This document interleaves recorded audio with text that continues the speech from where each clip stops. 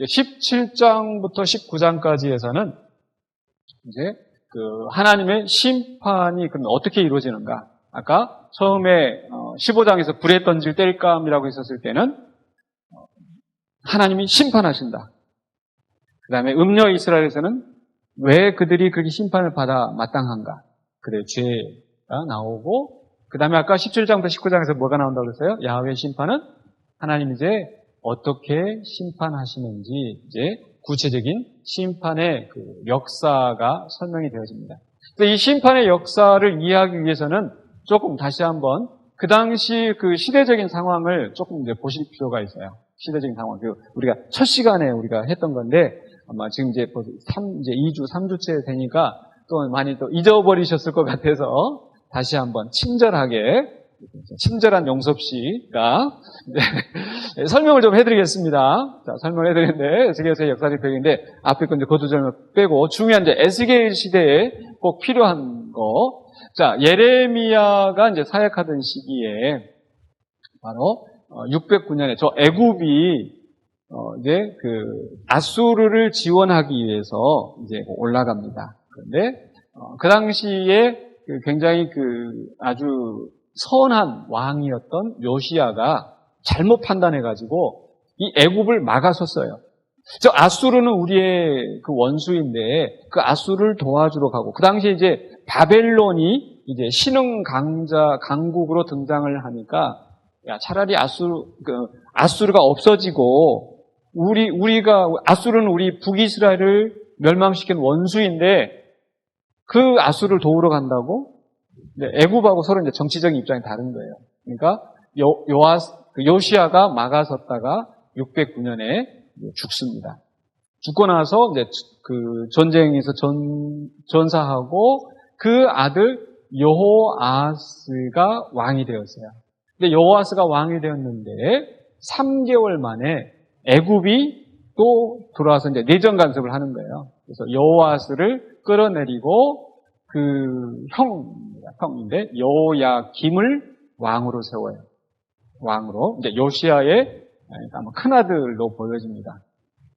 그래서 여호야김이 왕이 됐는데 그 기간 동안에 이제 바벨론이 아수르를 이제 무너뜨리고 이제 신흥 강국으로 이제 등장을 해요. 등장을 하면서 이제 이 여호야김이 이제 바벨론을 섬기다가 이제 조공을 바치고 섬기다가 뭐 한 3년 하고 나니까 못하겠다 하고 이제 끊어버렸어요.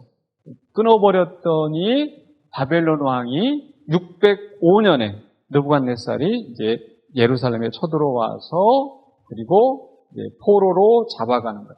포로로 잡아가면서 이제 여호야김을 끌어내리고 이제 여호야긴 그 아들 여호야긴을 이제 아들을 왕으로 세웠습니다.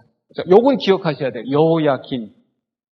그렇죠? 그래서 여호야긴을 왕으로 세우고 그리고 포로로 잡아가는데 이때 포로로 잡혀간 사람 중에 유명한 사람이 다니엘이 있었다고 제가 말씀드렸었죠. 그래서 다니엘이 있었고 이제 이건 뭐 그게 지금 에스겔서 메시지에서는 딱 그렇게 중요하진 않은데 어쨌든 자 이렇게 포로로 잡아갔습니다. 그리고 났는데 597년에 또 2차 다시 쳐들어와요. 쳐들어와서 자, 요 부분이 중요합니다. 여호야긴이 지금 왕이잖아요. 그 여호야긴을 끌고 가요. 왕을 끌고 가고 그렇죠. 에스겔도 그때 같이 끌려갔어요. 잘 기억하고 계시네. 박수 한번 쳐주십시다. 네. 에스겔도 그때 끌려가고 여호야긴도 그때 끌려가고 요거 기억하셔야 돼요. 여호야긴 그때 끌려가고 그리고 누구를 왕으로 세웠냐면은 이제 그 요시야의 다른 아들, 이제 셋째 아들인 것 같아요. 그러니까 여호야긴으로 봐서는 삼촌이에요. 숙부. 삼촌인 시드기야를 왕으로 세워놓고 그 여호야긴을 바벨론으로 끌고 갔어요. 에스겔과 또 다른 또 이제 그 귀족들과 함께 끌고 갔어요. 근데 거기서 또 끝나는 게 아니라 또 이제 3차 또 586년에 또 쳐들어와 가지고 이번에는 시드기야를 또 이제 잡아가고 예루살렘을 완전히 파괴시키고 그 다음에 포로로 또 잡아가는 거죠. 그리고 이제 시드기야는 잡아가지고 가면서 그 바벨론에 도착하기 전인가, 거 가면서 그 시드기야는 결국은 죽습니다. 자, 이렇게 해서 이제 망하게 된 거예요. 자, 그래서 지금 바벨론으로 끌려간 왕은 누구예요? 이름도 비슷비슷하지. 여호야긴이 바벨로 끌려가고, 여호야김의 아들이에요. 여호야긴 끌려가고, 그 다음에 이스라엘에는 시드기야가 남겨져 있었는데 결국 나중에 시드기야도 망하게 되었다. 자, 요 상황을 기억하시고 우리 이제 들어가서 이제 보십시다. 자, 이제 17장부터 19장까지 이제 야훼의 심판이 나오는데, 이제 두 독수리와 두 나무가 나오는데, 보니까 이제 17장 1절로 10절에서 이제 풍유, 비유가 나옵니다. 그리고 감사하게도 11절로 24절에서 해석이 나옵니다. 자, 첫 번째로 이제 1절로 6절에서 그 풍류가 설명되는데, 이제 독수리가 나오는데요. 이 독수리가 이제 어떤 독수리인가? 자, 3절에 보시면, 자, 3절. 여호와께서 이와 같이 말씀하여 이르시되, 색깔이 화려하고, 날개가 크고, 깃이 길고, 털이 숱한 큰 독수리가 레바논에 이르러 백향목 높은 가지를 꺾되, 아주 화려하고 큰 독수리가 와서 이제 백향목의 가지를 꺾어가지고 어떻게 했어요? 4절에 그 연한 가지 끝을 꺾어가지고 장사하는 땅에 이르러 상인의 성읍에 두고, 큰 독수리가 나뭇가지를 꺾어다가 상인의 성읍에 두었다. 이게 무슨 상황이겠어요? 그러니까 이게 지금 화려하고 큰 독수리는 바벨론이에요, 바벨론. 그러니까 바벨론이 쳐들어와가지고 지금 백향목 가지 여호야긴을 잡아갔다는 거예요. 잡아갔어요. 자, 그 다음에 5절입니다. 또 그 땅의 종자를 꺾어 옥토에 심되 수양버들 가지처럼 큰 물가에 심더니 그것이 자라며 퍼져서 높지 아니한 포도나무, 그러니까 아까는 높은 백향목인데 높은 백향목과 달리 포도나무를 또 자라서 보니까 포도나무라는 거죠. 그 가지는 독수리를 향하였고 그 뿌리는 독수리 아래에 있었더라. 자, 그럼 이제 그 포도나무, 그 땅에 종자를 꺾어서 옥토에 심었다. 누구일까요? 시드기야예요, 시드기야.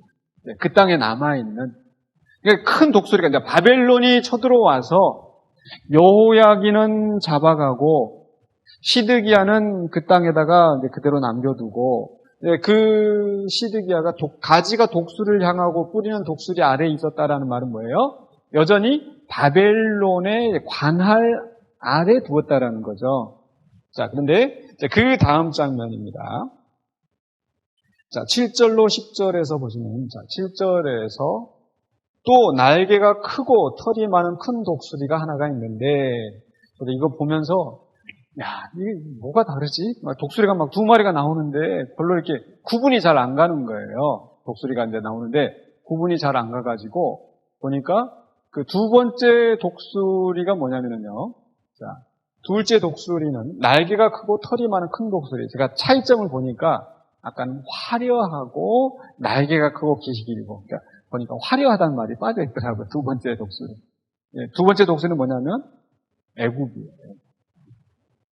자, 이 두 번째 독수리가 있는데, 자, 7절을 다시 한번 볼까요? 그 포도나무는 아까 누구라고 그랬어요? 시드기야예요. 지금 이제 그 이스라엘, 지금 이제 2차 포로로 끌려간 이후에 지금 그 마지막 그 왕인 그 시드기야인데, 그 포도나무가 이 독수리에게 물을 받으려고 그 심어진 두둑에서 그를 향하여 뿌리가 뻗고 가지가 퍼졌도다. 그러니까 이 두 번째 독수리한테 지금 가지를 뻗고 있는 거예요.